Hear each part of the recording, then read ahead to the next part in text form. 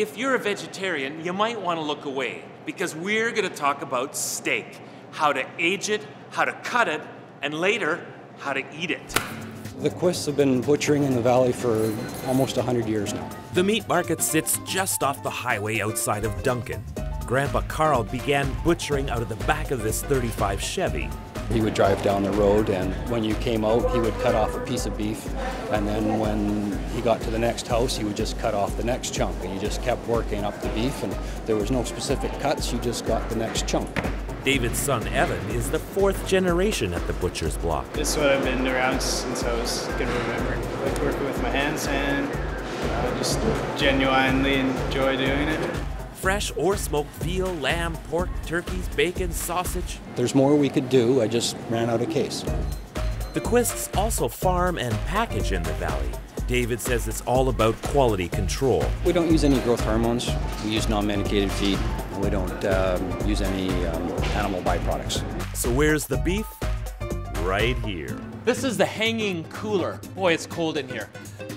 They hang the sides of beef in here for 21 days, David says, before they cut them into the steaks we know and love. It allows the tissue to stretch and to relax. It's becoming more tender. This is where all your tenderloin steaks are coming from. On this side is going to be your New York, and then down this back here towards your prime rib steaks. Your more tender steaks are going to be down the back. They don't do as much work. Your shoulders, you're going to do more work, so they're going to be a tougher muscle.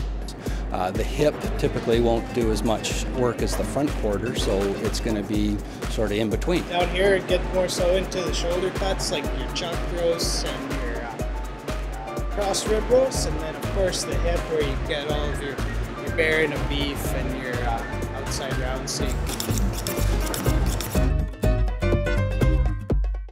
We started off with a prime rib, and we've broken it down into a series of different steaks. You've got your bone-in rib steak, you've got your boneless ribeye, and you've got your center, which is your medallion.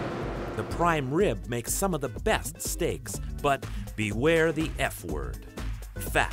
The F stands for flavor, okay? You want to have the fat in there. You don't need to have a great big chunk of fat.